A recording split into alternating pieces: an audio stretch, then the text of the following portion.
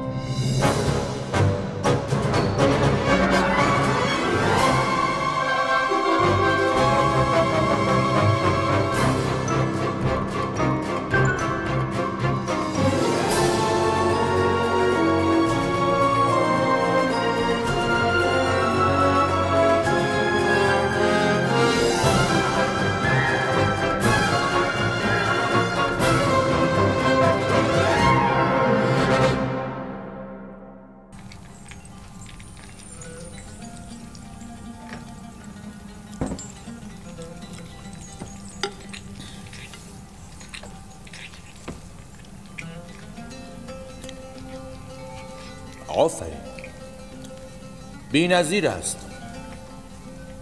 چه ترفندی به کار بسته اید؟ همان غذای پیشین است عالی جناب. تنها کمی دل خوش و قدری صداقت به آن اضافه شده است. ببینم دل خرم و صداقت غذا را این همه خوش طعم می‌کند؟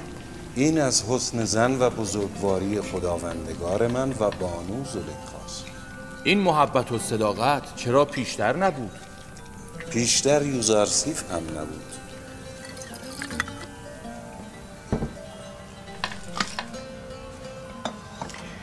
یوزارسیف، تو علم سحر میدانی که دیگران را این همه مجذوب خود میکنی؟ علم سحر؟ خیر بانو، علم سحر چیست؟ او طریق محبت و مهر میداند. او را به سحر نیازی نیست. از فردا یوزارسیف ضمن حضور در آشپزخانه سفره‌دار ما نیز خواهد.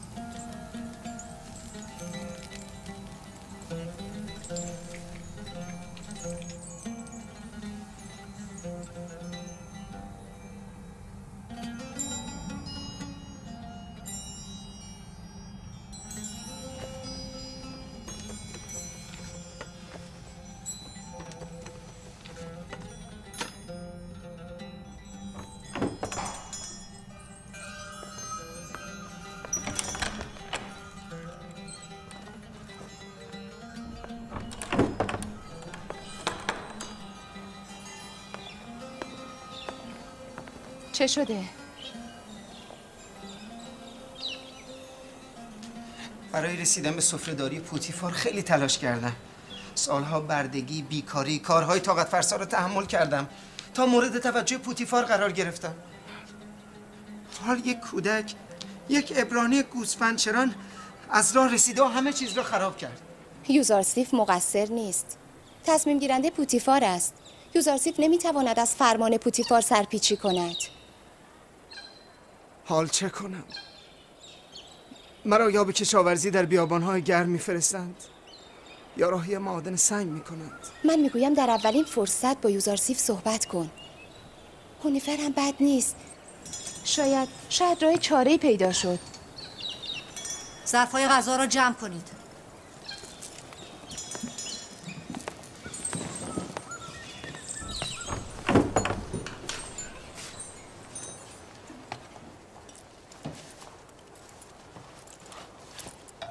میخوایی همانجا بایستی؟ تو نیز کمک کن. از این پس سفره‌دار و خانسالار جناب پوتیفار یوزارسیف است. من حق هیچ دخالتی ندارم. من کاری کردم که خشم تو رو برانگیخته؟ یعنی تو نمیدانی؟ با آمدن تو همه چیز خراب شد. ای کاش میدانستی چقدر برای رسیدن به خانسالاری پوتیفار تلاش کرده بودم. شاید او را به مزارع کشت پاپیروس یا معدن سنگ ببرن.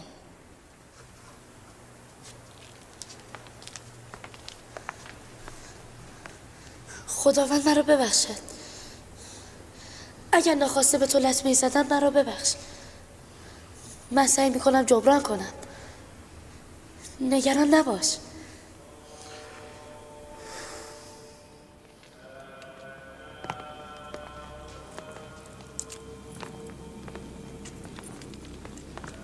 بانو زلیخا، عالی جناب.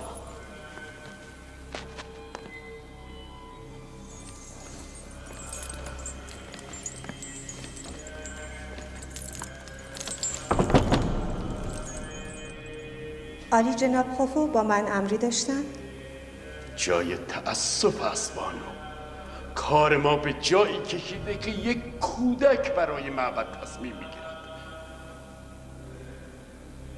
گمان میکنم در انتقال خبر گزافه‌گویی شده. این کودک یک بیگانه است و رفتار او نشانگر دشمنی او با خدایان است. او را بر امور قصر عزیز مصر مسلط نکنید. یوزارسیف یک کودک است. چه دشمنی با خدایان میتواند داشته باشد؟ شما از علاقه من به خدایان با خبرید. بی تردید دشمن خدایان در قصر من جایگاهی نخواهد داشت. شما یکی از الهه‌های معبد آمون و از همسران آمون می باشید. انتظار از شما بیش از دیگران است. یوزارسیف هنوز نه خدایان را میشناسد و نه معابد را. بهتر از این مطالب را برای جناب پوتیفار هم بیان کنید. بسیار خوب.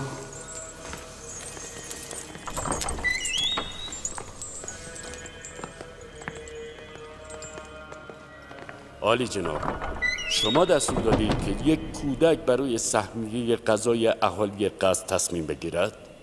یوزارسیف فقط از روی پاپیروسی که ما به او دادیم تعداد سهم غذای افراد را می‌خواند. ما فقط از سواد خواندن و نوشتن او بهره گرفتیم. همین. پس چرا دیروز مانع گرفتن سهمیه معبد شده بود؟ فقط برای او سوال شده بود که چرا 5 نفر اهالی معبد 20 سهم غذا میبرند. البته این سوال برای ما نیز بود. منتها یوزارسیف به این ایراد اعتراض کرد. ما به احترام خدایان و کائنان معبد اعتراض نکردیم. به یک کودک چه ارتباطی دارد؟ معبد دوست دارد سهم افراد خود و خدایان را با هم بگیرد. چه کسی گفته افراد معبد هم غذای خود را بخورند هم سهم خدایان را؟ چرا باید افراد معبد مثل تو فربه باشند و دیگر ساکنان قصر رنجور و ضعیف؟ چرا؟ جناب پوتیفار، ما را با برده ها و خدمتکاران مقایسه می کنید. ما خادمین آمون خدای خدایان مصر هستیم. کارکنان این قصر هم بندگان آمون و خادمین خداوندگار خویشند. با این تفاوت که کارکنان این قصر برای خوشنودی خداوندگار خود زحمت میکشند، ولی کاهنان معبد کمترین تلاشی برای خدایان خود نمی کنند. فقط میخورند و پروار میشوند.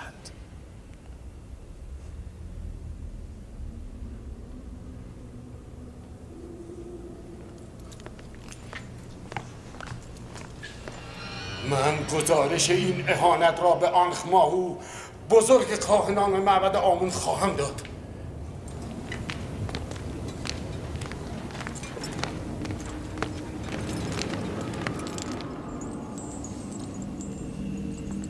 علاقه به یوزارسیف به جای خود، اما نباید به خاطر او کاهنان معبد آمون را از خود برنجانید. به خاطر یوزارسیف نیست. اختلاف بین دربار مصر و معبد آمون ریشه چندین ساله دارد. خودکامگی های ارباب معابد غیر قابل تحمل است.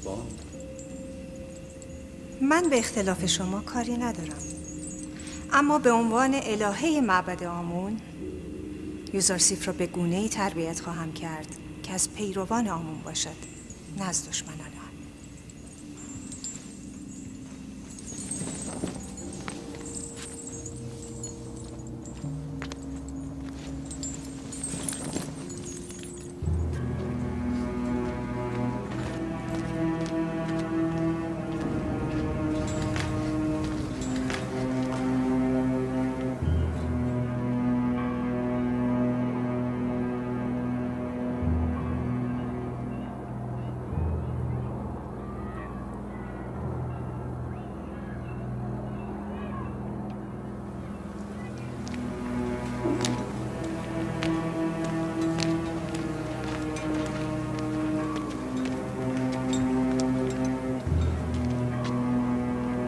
درود بر کاهن اعظم معبد آمون، عالی جناب آنخ ماهو.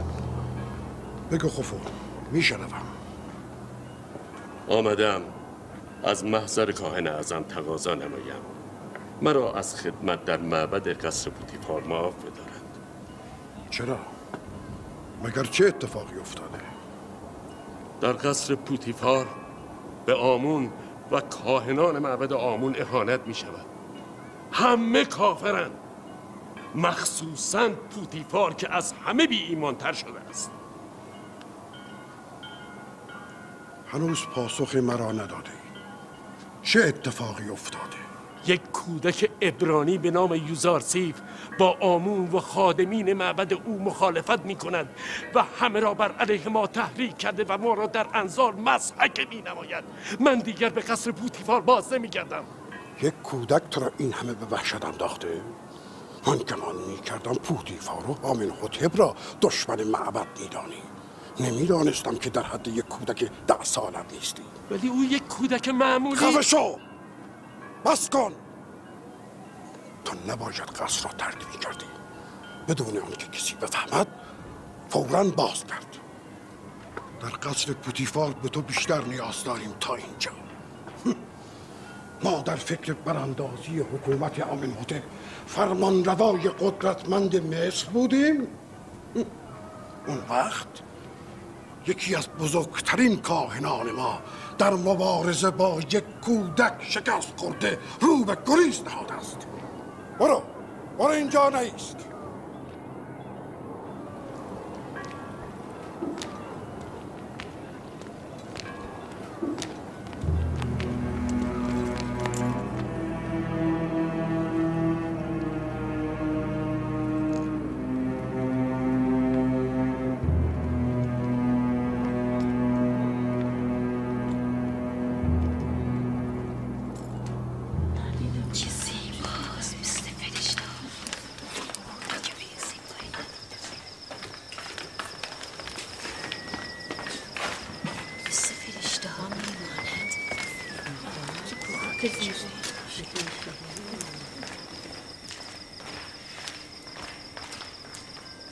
چرا نمیاد غذایتان را بگیرید؟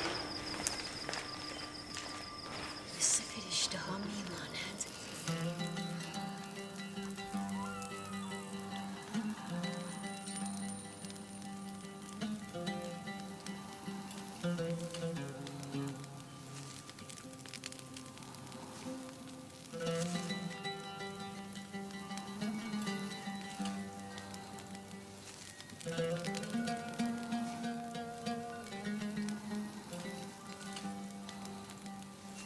سفره زیبا و رنگینی است.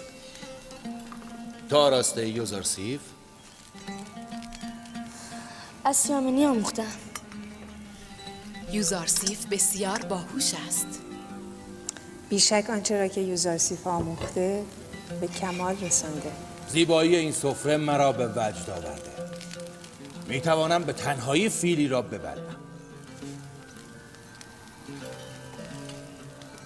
سپاسگزارم یوزارسیف. آیا یوزارسیف نوجوان می تواند کتاب‌های قصه را بخواند؟ علاوه بر آن قصه‌ای را از پدرم آموختم که شنیدنی است. بسیار خوب. از امشب تو برای من قصه بخوانی. قصه؟ جناب پوتیفار همیشه پیش از خواب قصه گوش می‌کنند تا خوابشان ببرد. کسی که اکنون برایم قصه می‌خواند دیگر مرا جذب نمی‌کند.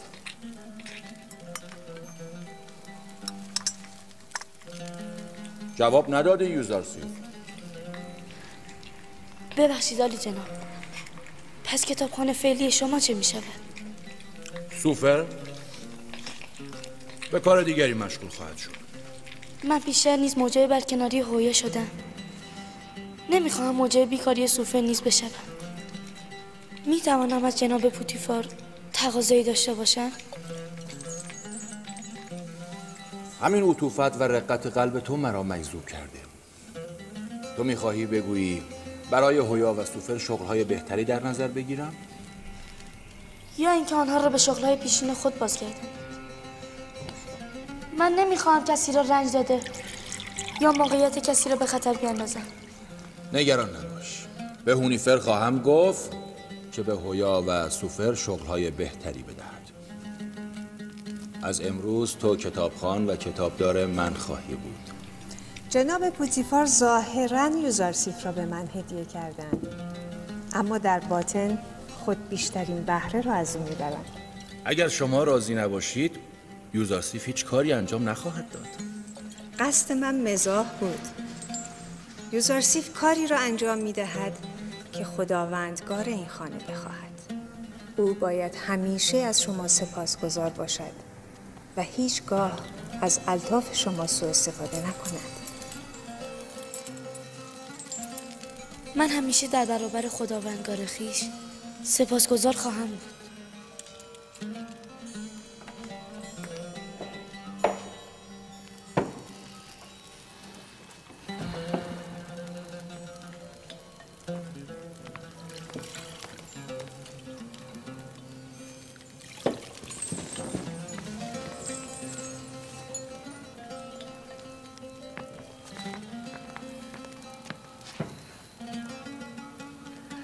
با من بیا.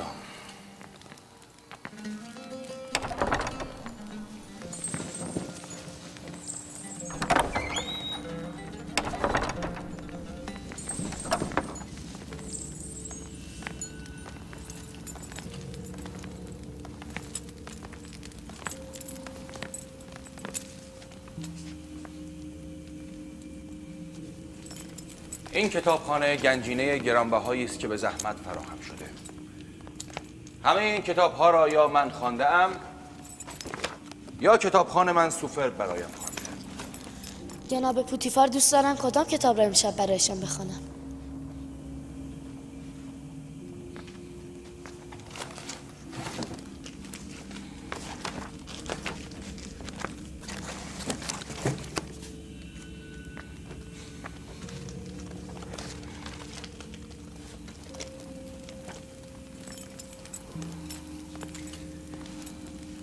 امشب این کتاب را برایم بخوان.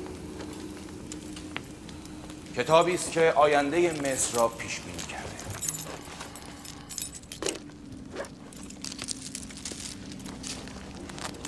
نمیدانم این دست نوشته از کیست، اما هرچه هست بسیار قابل تأمل است.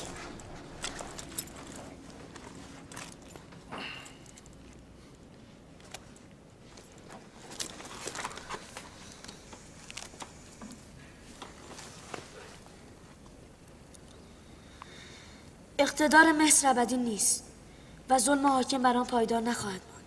روزی خواهد رسید که معیارها در مصر دگرگون خواهد شد و فقیر و غنی جایشان تغییر خواهد کرد.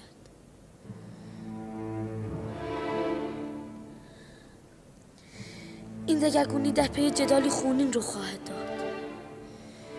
ثروتمندان کاخها و غلامان خود را از دست خواهند داد و خدای آمون در میان مردم پرستنده‌ای نخواهد داشت. حکومت را مردم به دست گرفته و خدایی برتر از آمون را پرستش می‌کنند.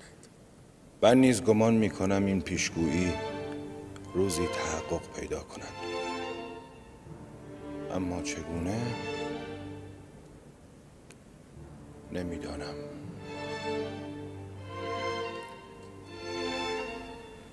به چه فکر میکنی یوزارسیف؟ گمان میکنم بدانم این حادثه تنها میتواند توسط یک مرد آسمانی یا یک منجی الهی اتفاق بیفتد. فقط او میتواند ثروتمندان و ستمگران را از اریکه قدرت به زیر کشیده و آمون و دیگر خدایان مصر و همه جهان را از رونق بیاندازد.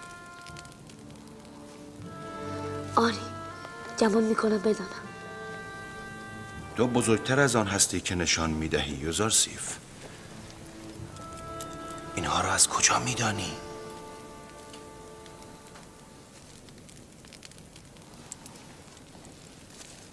من گمان میکنم که تو نه تنها آمون را نمیپرستی که دشمن نیز میداری. آمون تندیس سنگی بیش نیست و دشمنی با سنگ عاقلانه به نظر نمیرسه.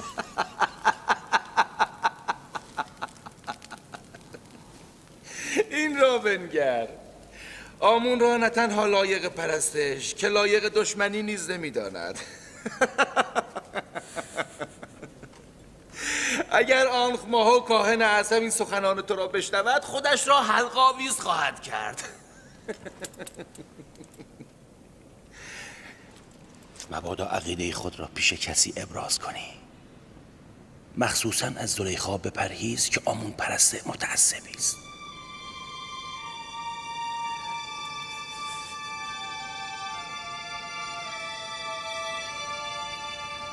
عالی جناب، می توانم بپرسم شما چه چیزی را می پرستید؟ قبلا آمون را می پرستیدم، اما اکنون نمیدانم. این را با کسی نگو. من از کاهنان معبد آمون بیزارم.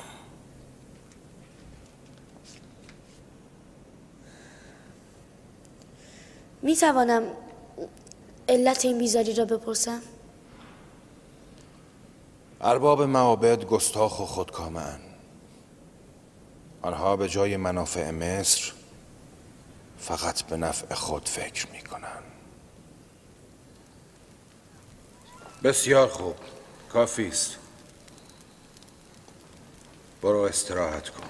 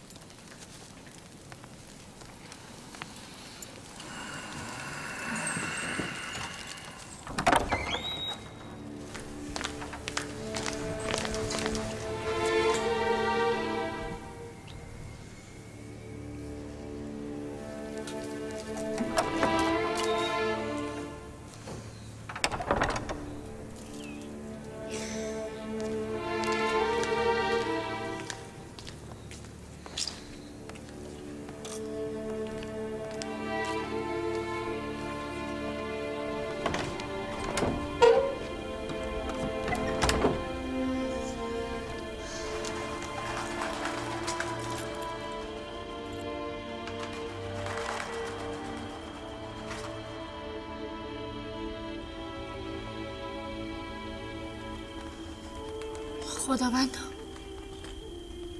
برای همه دوستانم طلب خیر و نیکی میکنم. خداوندا، پوتیفار، بانو زلیخا، میمیسابو، هونیفر و دیگران را هدایت کن. خداوندا، برای مادرم شادی روح آرزو میکنم.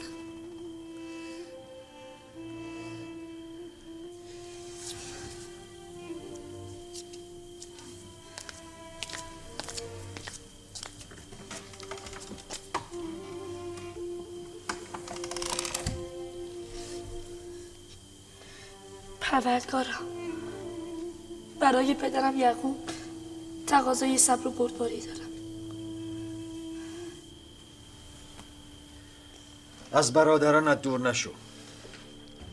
از خودت مراقبت کن فرزندم. این پیراهن را هم بپوش.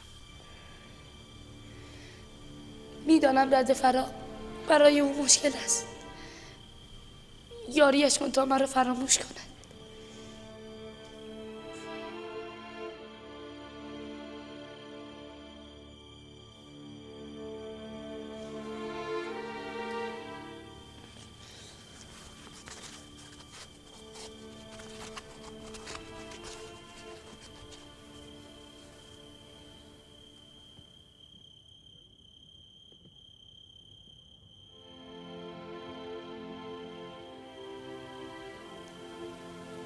درود خداوند بر یوسف نبی. درود خداوند بر پیک حق فرشته وحی. چه میکنی یوسف؟ نامه‌ای برای پدرم نوشتم. میخواهم از جناب پوتیفار تقاضا کنم که آن را برای پدرم بفرستد تا او از حال من باخبر شود. نه یوسف، هنوز زمان آن فرا نرسیده. تو و پدرت یعقوب نبی باید این فراق را تحمل کنید. میتوانم بپرسم چرا؟ دلایل بسیار دارد. یکی از دلایل برادرانت میباشند. ببینم یوسف، تو که قصد صدمه زدن به برادرانت را نداری؟ داری؟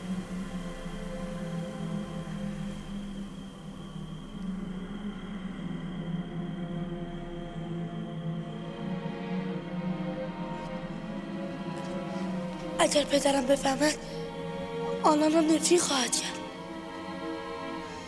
نفرین پدرم زندگی آنان را سیاه خواهد کرد.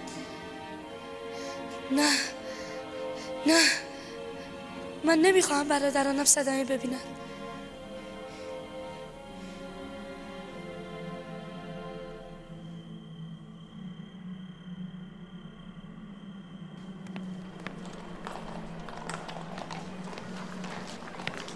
اگر یوزارسیف نبود ممکن بود شما را به مزارع کشت پاپیروس یا معدن سنگ بفرستید. دیروز عالی جناب پوتیفار به درخواست یوزارسیف دستور دادند که شما را به شغل مناسبی منصوب کنم. من از شما میپرسم چه شغلی میخواهید؟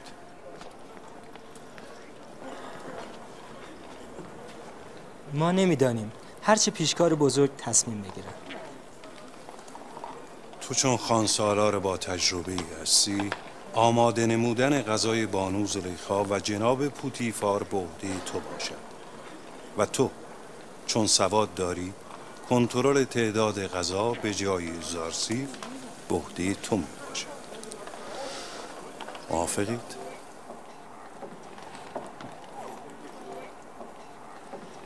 از جناب پیشکار نهایت سپاس و تشکر را دارم. از یوزارسیف تشکر کنید.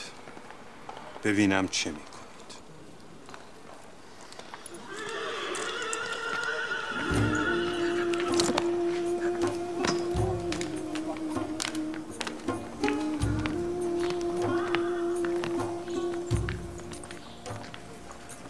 تو دیگر در آشپزخانه کاری نداری.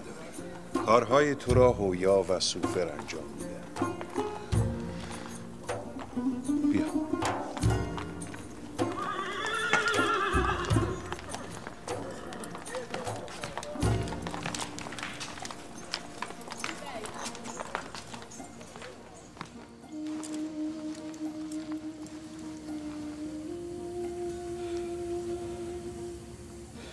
راهیل، خستم،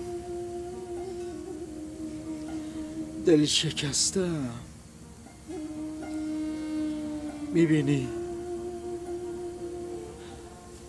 فرزندانم دشمنم شدند. در امانت خیانت کردم.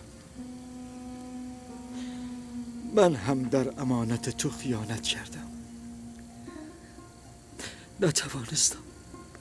نتوانستم از یوسف خوب مراقبت کنم.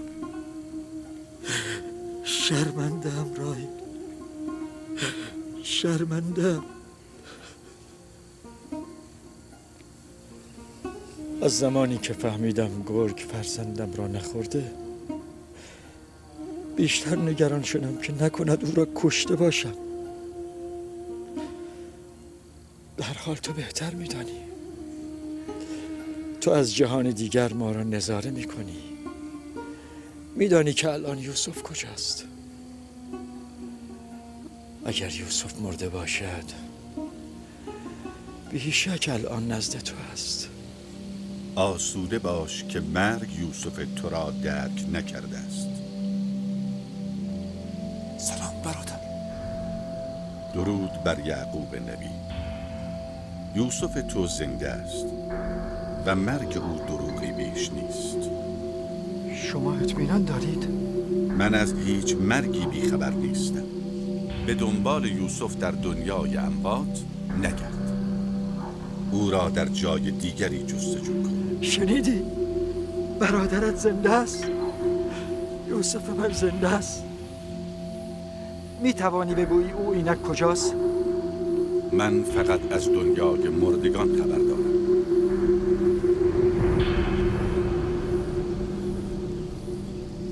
او که بود پدر؟ پیک حق، فرشته مرگ، عزرائیل. من فکر میکردم عزرائیل ترسناک است. نه برای همه کس پسرم. شنیدی راهیل؟ یوسف من زنده است. او نمرده. ما را ببخش راهیل. باید هر چه زودتر برویم. پیش از آن که آفتاب غروب کند برویم پسرم.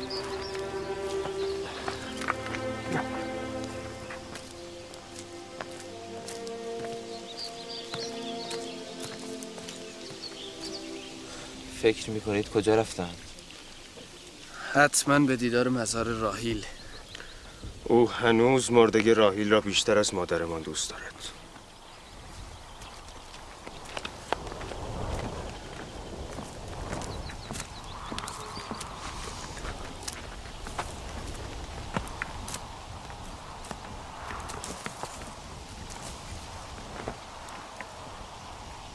هنوز هم نمیخواهید بگویید بر سر برادرتان چه آمده؟ قبلا که گفتیم پدر. باز هم تکرار کنیم؟ نمیخواهید از این دروغ دست بدارید؟ یوسف را نه گرگ دریده نه مرگ دره بوده. تا توبه نکرده و حقیقت را نگویید شما را نخواهم بخشید.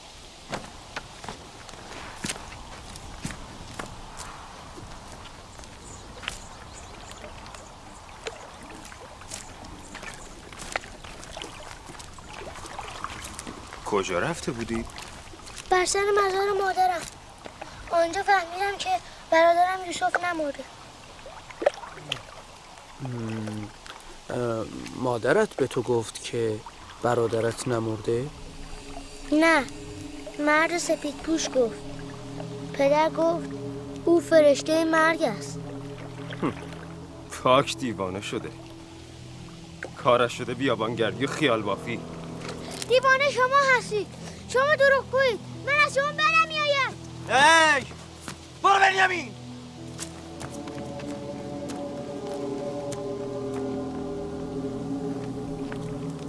پدر و بنیامین حقیقت را میگویند. چرا تصمیم نمیگیرید همه چیز را با آنها بگویید؟ دیدید که تصمیم من غلط شده و هیچ نتیجه‌ای نگرفتیم. مدتی است از رفتن یوسف میگذرد و پدر کوچکترین توجهی به ما نکرد. او جای یوسف بنیامین را نشاند. حالا که گمان میکردیم به ما روی خواهد آورد. اگر نگفتید وقتی یوسف را از پدر دور کردید توبه میکنید. خب حال وقتم فرا نرسیده؟ دیگر دیر شده. یوسف را نمیتوانیم بازگردانیم. با برملا شدن ماجرا فقط نفرت پدر و تمام مردم کنعان نصیبمان خواهد شد. اگر حقیقت آشکار شود دیگر روی زندگی در کنعان را نخواهیم داشت.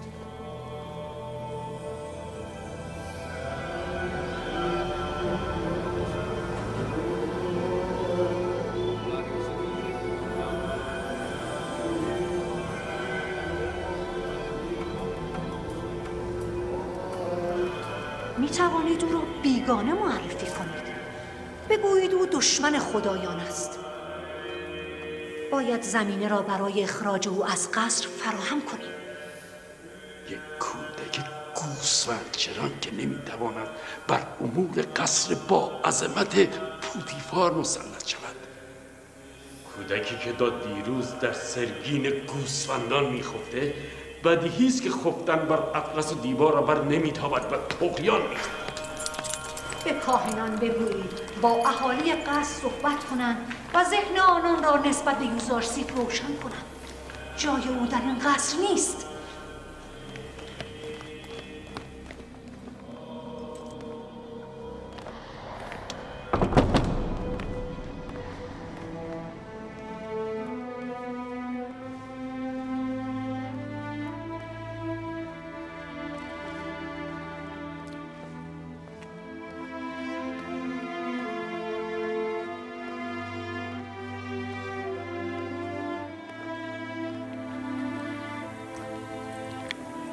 بانوی من، دیشب یوزارسیف را مشغول راز و نیاز با خدای دیگری دیدم. تندیسی آنجا نبود.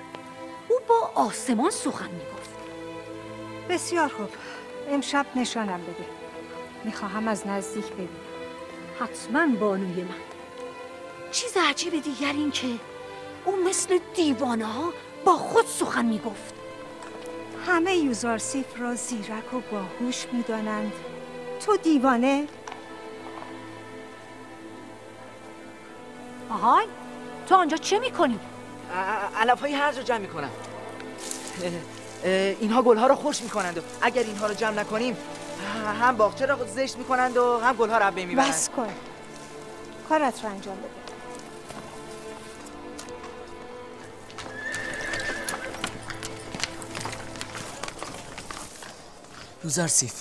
یوزارسیف با تو هستم. کجایی؟ چه شده؟ چه میخواهی؟ آنها قصد دارن امشب تو را زیر نظر بگیرن. آنها؟ کاریمامه و بانو را میگویند. آنها فکر میکنند تو خدای دیگری را میپرستی. کاهن هم میخواهد اهالی قصر را با تو دشمن کنند. بعدا برایت بیشتر توضیح میدم. من رفتم. آنها چیز که چیده ای؟ به خاطر شما چیدن. من که علف خواه نیستم. علف میخواهم چه کنم؟ نه، یعنی به خاطر شما مجبور شدم بچینم.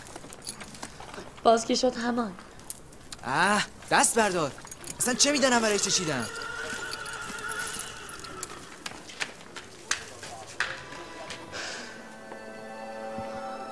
سپاسگزارم.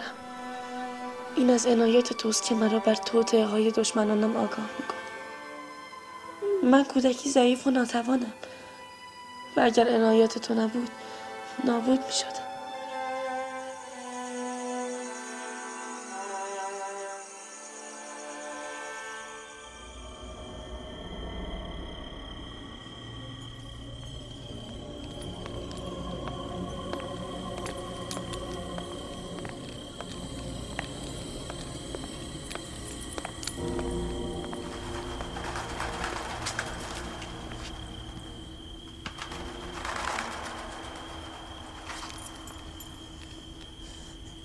نمیدانم. شاید نیمه های شب به پرستش خدایش بپردازد.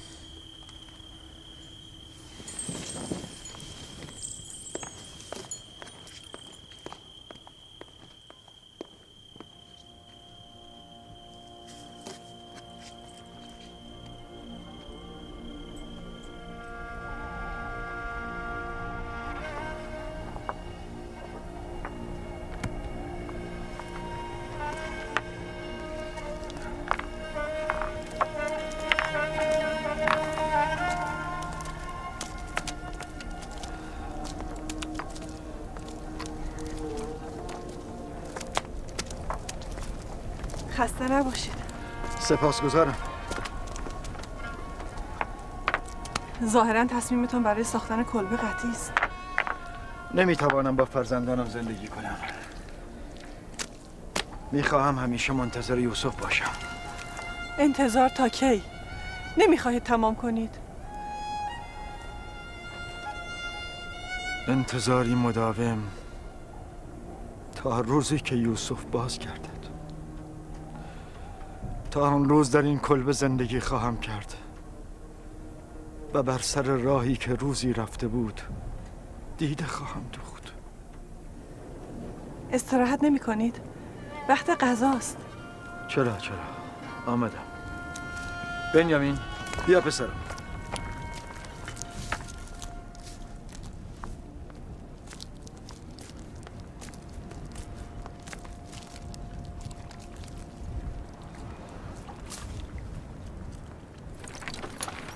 به زعم شما یوزارسیف یک موحد یک ساپرست نیست؟ نه، گمان نمی کنم. ولی من فکر میکنم او خدای آسمان را میپرستد و به خدایان مصر کافر است. یک کودک چه میداند که خدای یگانه کیست؟ او هر طور که تربیت شود همون گونه نیز فکر خواهد کرد. این من و تو هستیم که تعیین میکنیم که او چه چیز را بپرستد و به چه چیز کافر شود. با او از خدایان و آمون بگو. به معبد که میروی او را نیز با خود ببر تا با آیین مصر و آمون آشنا شود.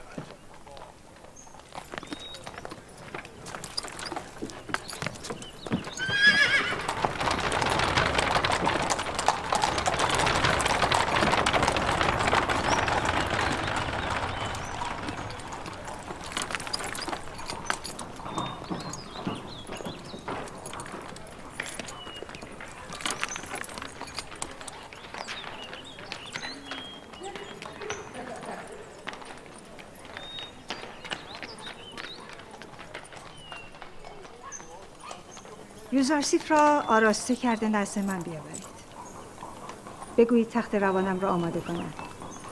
میخواهم به شهر بروم. تخت روان بانو زلیخا را آماده کن.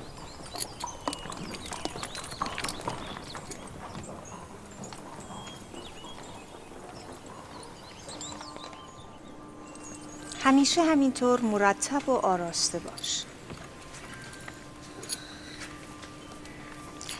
امروز چه زیبا و دلنشین شده ای. به نظر میرسد تو بیش از همسالان خود رشد کرده ای. شما اینطور فکر نمی کنید هونیفر؟ نمیتوان باور کرد که یوزارسیف 11 ساله است. میخواهم امروز تو را با تبس و معبد آمون آشنا کنم. موافقی؟ آشنایی با آیین کهن مصر و آداب و سنن مردمان آن را خیلی دوست دارم. پس با من بیا.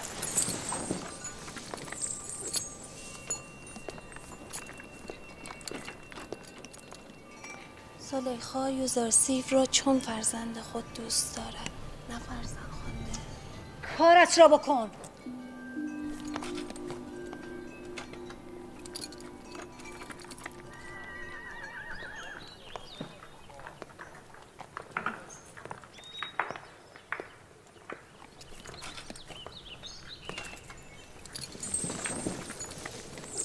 یوزارسیف بیا اینجا بنشین.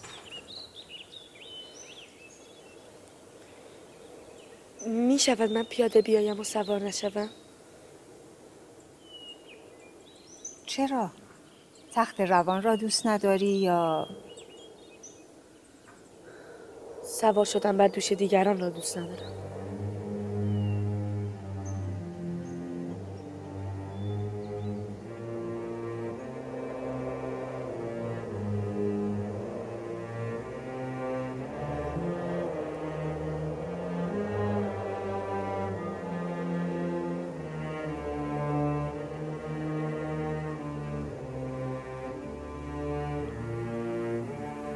از بانو زلیخا اطاعت کن.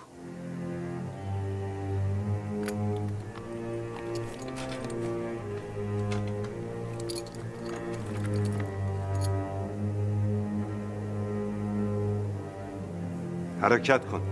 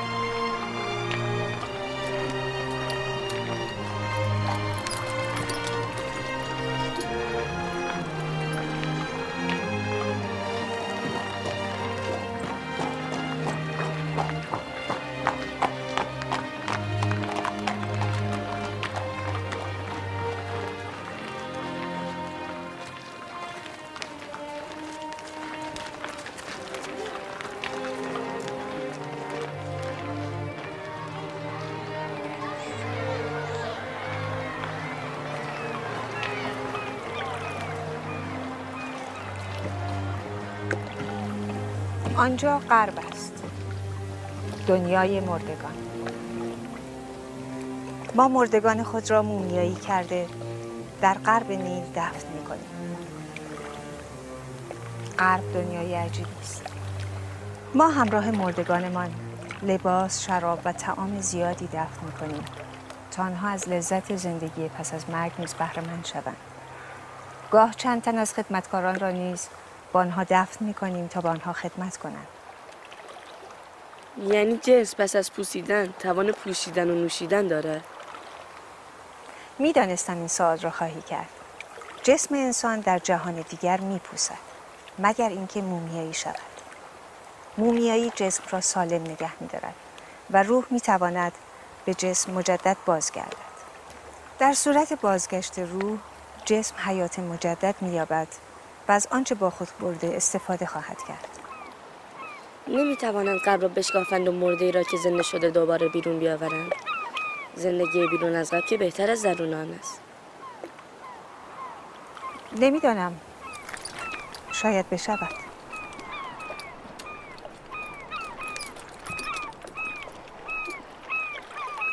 اگر توقفمان در اینجا زیاد است بگویید تخت روان را پایین بگذارند.